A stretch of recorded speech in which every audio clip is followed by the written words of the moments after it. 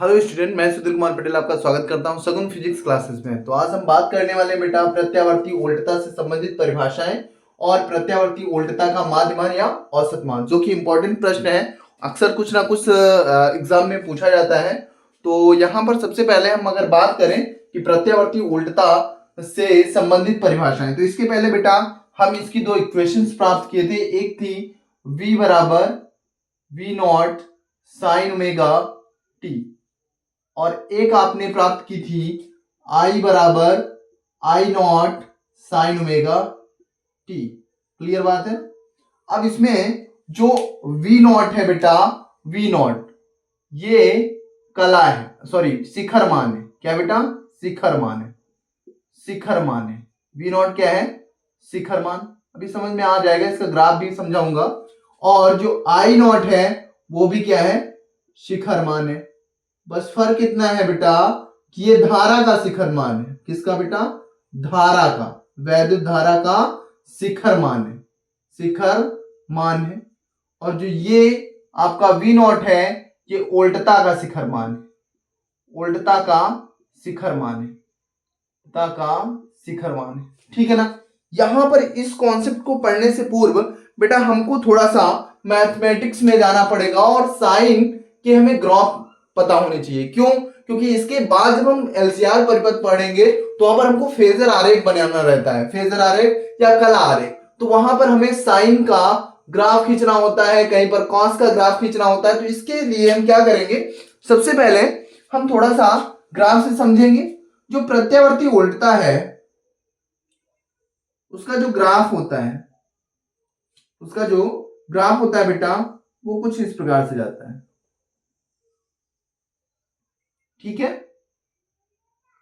अब देखिए, अगर आपसे कहा जाए कि इसमें शिखर मान क्या है, तो बेटा ये जो है ये इसका शिखर मान है, जिसे हम V नॉट कहेंगे। यहां पर ये भी आपका V नॉट है। बस फर्क इतना है कि यहां से जो ऊपर होगा वो प्लस में रहेगा और ये माइनस में। क्लियर बात है ना।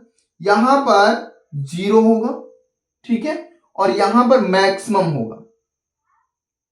यहां पर V नॉट मैक्सिमम यानी V नॉट, और ये होगा माइनस का V नॉट। क्लियर है ना। तो ये जो है प्रत्यावर्ती धारा का ग्राफ है। प्रत्यावर्ती धारा का या उल्टता का कह सकते हैं का ग्राफ है। उल्टता लिखेंगे बेटा, वी लिए हम, उल्टता का ग्राफ है। उल्टता का ग्राफ। क्लियर है ना बेटा। ठीक है। अब क्या है कि यहां पर हम कुछ परिभाषाओं के बारे में बात करेंगे। सबसे पहले चेक कर लेते हैं फ्रेम। ठीक है। यहां पर अगर बात करें तो सबसे पहले हम बात करेंगे बेटा शिखर मान की। किस मान की? शिखर मान कि ये शिखर मान क्या होता है। शिखर मान। ठीक है। तो शिखर मान क्या होता है के बारे में बात करेंगे। तो देखिए यहां पर शिखर मान क्या है बेटा? V not. अगर इसी प्रकार धारा का ग्राफ हो तो ये I नॉट होगा और ये I नॉट, ये I नॉट माइनस का होगा, ये I नॉट प्लस का होगा। ठीक है। ठीक है। तो अगर आपसे पूछा जाए कि शिखर मान क्या है, तो हम कह सकते हैं बेटा कि प्रत्यावर्ती धारा का, प्रत्यावर्ती उल्टता का जो मैक्सिमम मान होगा। मतलब ये कि प्रत्यावर्ती उल्टता जो है ना बेटा वो V नॉट से, यहां पे देखेंगे इसका ग्राफ तो इसके ऊपर नहीं जा रहा है, तो ये जो मैक्सिमम मान है ये कहलाता है शिखर मान। तो हम क्या कहेंगे, लिख सकते हैं प्रत्यावर्ती उल्टता का, प्रत्यावर्ती प्रत्यावर्ती उल्टता का, उल्टता का जो महत्तम मान है, महत्तम मान, प्रत्यावर्ती उल्टता का महत्तम मान यानी अधिकतम मान क्या कहलाता है बेटा? शिखर मान कहलाता है। शिखर मान कहलाता है। शिखर मान कहलाता है। अब क्या है ना बेटा कि शिखर मान को हम आयाम भी कहते हैं बेटा। आयाम है ना, आयाम या शिखर मान। तो कोई समस्या? अगर कोई समस्या हो तो प्लीज कमेंट बॉक्स में जरूर लिखिए, है ना।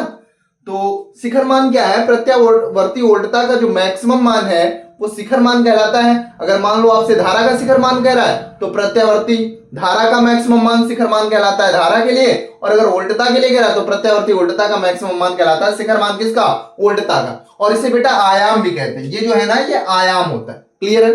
अब देखिए दूसरा है बेटा कि यहां पर अगर हम बात करें, शिखर मान हो गया, आवर्तकाल। आवर्तकाल, आवर्तकाल क्या होता है बेटा, तो आवर्तकाल के बारे में अगर बात की जाए, आपसे पूछा जाए कि आवर्तकाल क्या है प्रत्यावर्ती उल्टता के लिए, तो आप कह सकते हैं क्या कि यहां से यहां तक आधा चक्कर आया है ना, 180 डिग्री हुआ, और यहां से पूरा घूमकर यहां गए तो ये पूरा 360 हुआ। मतलब ये कि एक पूरा चक्कर या एक साइकिल में जो लगा समय है वो कहलाता है आवर्तकाल। एक साइकिल में लगा समय आवर्तकाल कहलाता है ना। या एक पूर्ण चक्कर में, मतलब आधा ये ऊपर आधा ये नीचे, तो यहां तक जाने में जो समय लगेगा वो कहलाएगा बेटा आवर्तकाल। तो यहां पे लिख सकते हैं कि क्या लिखेंगे कि एक पूर्ण चक्कर में, एक पूर्ण चक्कर में या एक पूर्ण चक्कर में या एक साइकिल, बेटा इसको बोल सकते हैं एक साइकिल को, कहीं कहीं पर लिखा होता है एक साइकिल में लगा समय, एक साइकिल में लगा समय क्या कहलाता है बेटा, आवर्तकाल कहलाता है। आवर्तकाल कहलाता है मतलब ये कि यहां से आधा चक्कर और यहां से आधा चक्कर, इस पूरे चक्कर को कंप्लीट करने में जो समय लगेगा वो कहलाएगा आवर्तकाल। और आवर्तकाल का जो बेटा फार्मूला होता है वो टी बराबर 2 pi by omega, 2 pi by omega. Clear है। जहां पर ओमेगा क्या है बेटा, ओमेगा है कोणीय चाल, ओमेगा क्या है कोणीय चाल, और 2 पाई है यहां से यहां तक जाने में हुआ कोणीय विस्थापन। क्यों, पाई बेटा ये और पाई ये, तो 2 पाई विस्थापन हो गया, कोणीय चाल हो गई, कोणीय वेग, सॉरी कोणीय वेग। क्लियर है, कोई समस्या, एक बार सब सही है, ठीक बात है। ठीक है बेटा, तो अब हम बात करेंगे, शिखर मान हो गया, आवर्तकाल हो गया, अब हम बात करेंगे आवृत्ति के बारे में कि आवृत्ति क्या होता है। तो इसके लिए चलिए बात करेंगे आवृत्ति। आवृत्ति के बारे में बात करेंगे, क्या होती है आवृत्ति। बेटा आवृत्ति कह सकते हैं कि एकांक समय में या एक सेकंड में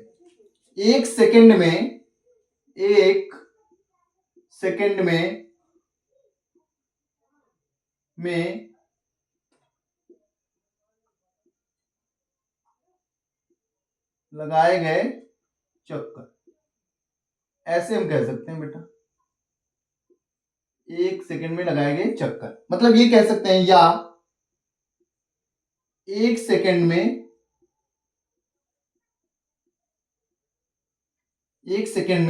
जितने साइकिल घूमेगा,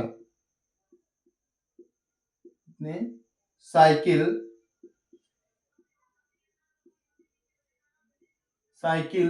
पूर्ण करेगा, पूर्ण साइकिल पूर्ण करेगा, मतलब जितने समय में एक सेकंड में जितने साइकिल पूर्ण करेगा वह उसकी क्या होगी बेटा, आवृत्ति होगी, वह उसकी आवृत्ति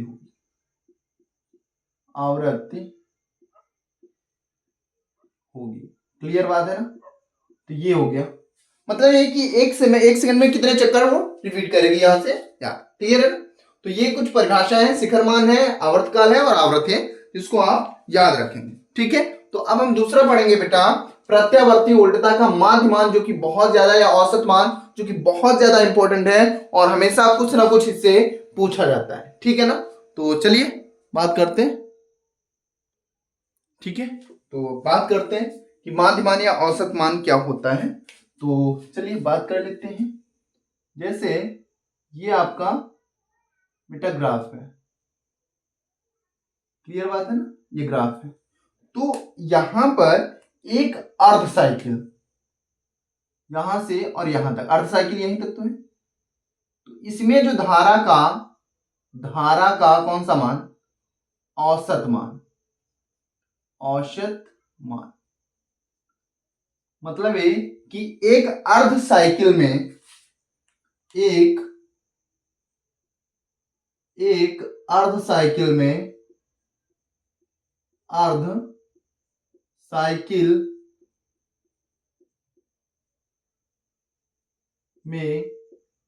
धारा का कौन सा मान बेटा, औसत मान, धारा का औसत मान, एक अर्ध साइकिल में धारा का औसत मान कहलाता है धारा का माध्य मान, है ना। मतलब औसत मान जो निकालेंगे वो कहलाएगा धारा का माध्य मान। एक अर्ध साइकिल में धारा का औसत मान कहलाता है, धारा का औसत मान को धारा का माध्य मान कहते हैं बेटा, माध्य मान कहते हैं। क्लियर बात है ना। अब इसका हम फार्मूला प्राप्त करेंगे। तो आई एम बराबर मतलब धारा का औसत मान। अब अर्ध साइकिल में जो बेटा आवर्तकाल होगा, अर्ध साइकिल के लिए जो आवर्तकाल होगा वो कितना होगा, आवर्तकाल। तो अर्ध साइकिल के लिए जो आवर्तकाल होगा वो होगा T/2, आधा आवर्तकाल होगा ना। तो अर्ध साइकिल के लिए जो आवर्तकाल होगा वो आधा होगा, तो उसको हम T/2 कर सकते हैं। कोई समस्या, बोलिए, कोई दिक्कत तो नहीं है। ठीक है, तो यहां पर हम क्या करेंगे, अर्ध साइकिल के लिए जो धारा का औसत मान निकालने हैं, तो उसके लिए समय जो है बोलेंगे 1/T/2 और ये हो जाएगा समाकलन का साइन। कहां से कहां तक करना है बेटा, 0 से और T/2 तक, 0 से T/2 तक।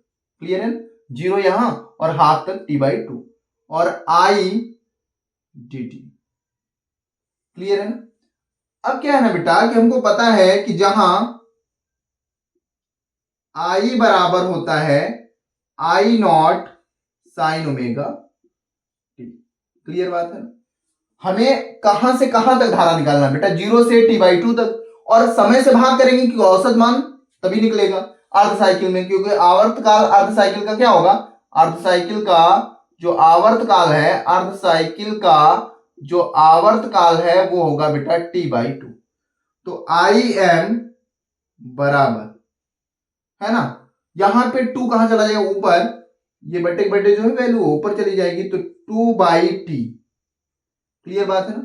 और समाकलन कहां से कहां तक बेटा करना है, 0 से T/2 तक करना है, और जहां पे I है वहां पर रखेंगे I0 साइन ओमेगा t और फिर लिखेंगे dt। क्लियर बात है। अब देखिए यहां पर बेटा हमको Im की वैल्यू चाहिए, इसके लिए हम क्या करेंगे, थोड़ा देखिए। Im यहां पर हम लिख सकते हैं 2/t। क्लियर बात है ना। I0 को पहले लिख लो कांस्टेंट के रूप में, बाहर कर लिए, है ना। अब बचा क्या, साइन ओमेगा t dt, और कहां से कहां तक, 0 से T/2 तक। ठीक है, अब क्या है कि हमको पता है कि t बराबर क्या होता है, तो बेटा t बराबर होता है 2π/ω। क्लियर है ना, क्या होता है, t बराबर 2π/ω। तो वैल्यू रख देंगे तो आई एम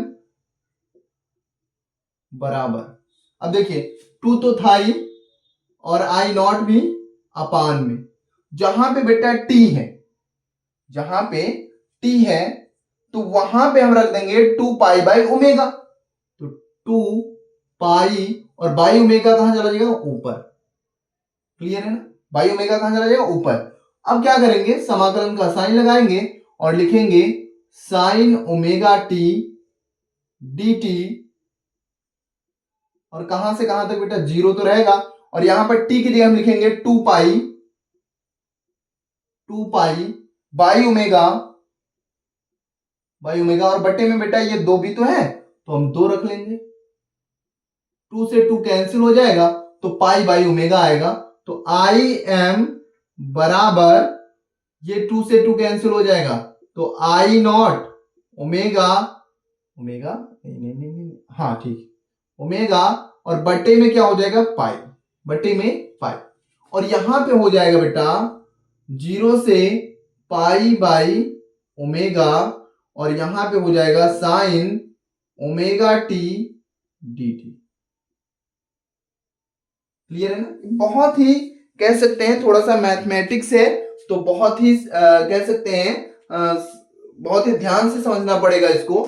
सबसे पहले आई एम बराबर, देखिए यहां अगर हमसे पूछा जाए कि माध्यमान क्या होता है तो हम कह सकते हैं कि एक अर्ध साइकिल में, यानी यहां से यहां तक जो धारा का औसत मान है वो कहलाता है माध्यमान, और माध्य का मान का मतलब होता है मीन बेटा, तो आई मीन ये हम लिख देंगे, आई एम से रिप्रेजेंट करते हैं। अब औसत मान के लिए अर्ध साइकिल के लिए जो आवर्तकाल होगा बेटा, यहां से यहां तक टी है तो इसका आधा कितना हो, टी बाई टू, तो वही हमने लिख दिया 1 बटे टी बाई टू, और समाकलन 0 से टी बाई टू तक, क्योंकि कहां तक निकालना, 0 से टी बाई टू तक, आई डी टी। अब आई बराबर I not sine omega T होता है, हमने वैल्यू रख दी, और जहां पे टी है ना वो हमको पता है बेटा कि जब अभी आवर्तकाल बताए हैं तो आवर्तकाल टी बराबर होता है 2 पाई बाई ओमेगा, क्या होता है, टी पाई बाई ओमेगा, ठीक है ना। अब ये वैल्यू हो गई, अब क्या करेंगे हम, साइन ओमेगा टी का क्या कर देंगे, हम कर देंगे समाकलन। कोई दिक्कत तो नहीं है, सब सही है, कोई समस्या नहीं, ठीक है बेटा। तो क्या है ना कि यहां पर हम इसका क्या कर दें, समाकलन कर दें, तो जब समाकलन करेंगे तो आई एम तो रहेगा ही रहेगा, और यहां पे हो जाएगा आई नॉट ओमेगा बटे पाई। क्लियर है, जब इसका समाकलन करेंगे तो बेटा इसका समाकलन होगा माइनस कॉस ओमेगा टी और by omega, cos omega T by omega. अब यहां पे देखिए कहां से कहां तक, 0 से पाई बाई ओमेगा तक। क्लियर है, ओमेगा को हम बाहर ले सकते हैं, तो आई एम बराबर I naught omega by pi. Clear है, ओमेगा को हम बाहर कर सकते हैं बेटा, ओमेगा तो रहेगा, ठीक है, ब्रैकेट में माइनस कॉस ओमेगा टी, और यहां पे हो जाएगा पाई बाई ओमेगा 0। अब थोड़ा सा समाकलन के बारे में बात कर लेते हैं, क्या देखिए, अगर कहीं पर लिखा हो समाकलन ऑफ साइन के एक्स, तो साइन का बेटा होता है माइनस का कॉस, के एक्स का करेंगे तो के एक्स, फिर इसके बाद जब इसका करेंगे तो अपान में आप ये याद रखिए कि अपान में हम के डाल दें, ठीक है, ये ऐसा करेंगे। जैसे लिखा हो साइन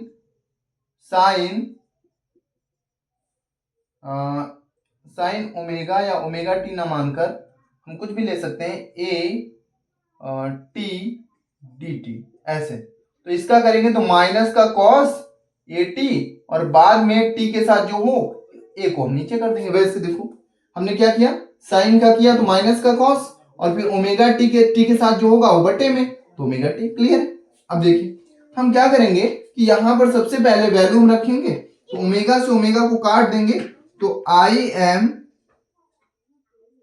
बराबर I not by pi. Clear है, आई नॉट बाई पाई, देख लेते हैं कोई समस्या, ठीक है, काफी कोई दिक्कत नहीं। अब देखिए माइनस अब देखो पहले अपर लिमिट रखते हैं, तो माइनस कॉस ओमेगा ओमेगा और टी की जगह रखेंगे पाई बाई ओमेगा, उसके बाद माइनस लगाएंगे। अब देखिए यहां पर जब माइनस लगाएंगे तो यहां पे क्या हो जाएगा, माइनस को बाहर कर ले, माइनस को बाहर कर ले, नहीं गलत हो सकता है, माइनस को बाहर कर ले बेटा, जैसे ओमेगा को बाहर किए थे वैसे माइनस को भी बाहर कर लेंगे। ठीक है, माइनस बाहर हो गया। अब देखो यहां पे वैल्यू रखेंगे तो कॉस ओमेगा टी और टी की जगह रखेंगे pi by omega minus cos omega और टी की जगह रखेंगे 0। क्लियर बात है ना। अब यहां तक जब सॉल्व हो गया है तो हम क्या करेंगे, हम इधर का मिटा दे रहे हैं, है ना। चलो मिटाते हैं।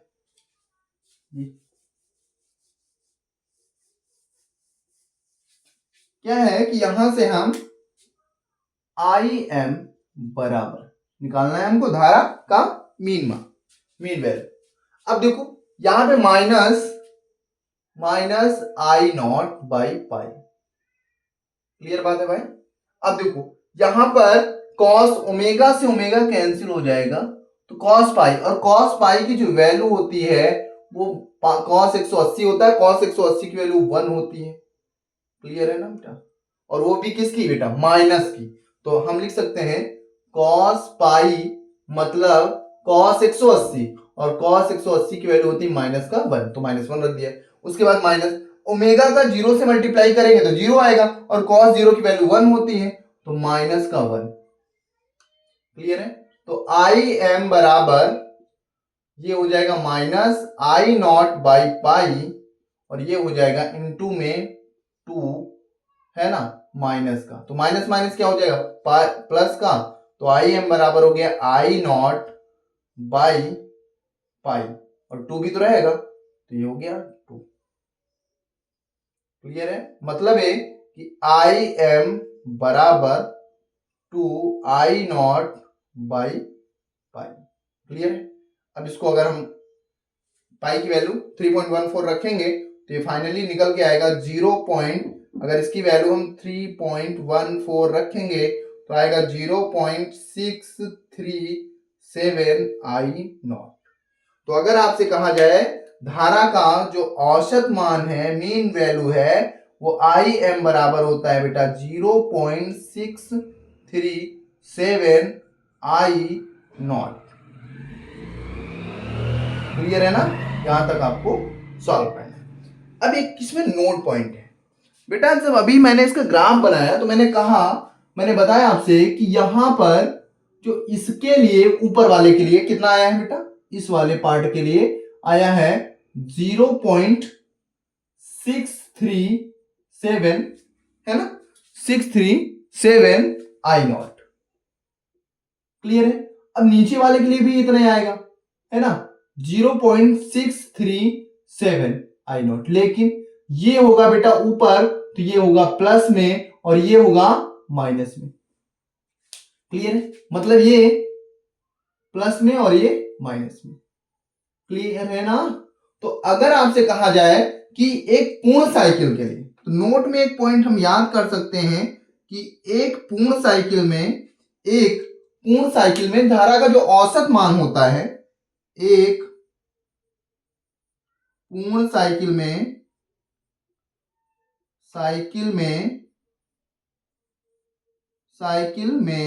धारा का औसत मान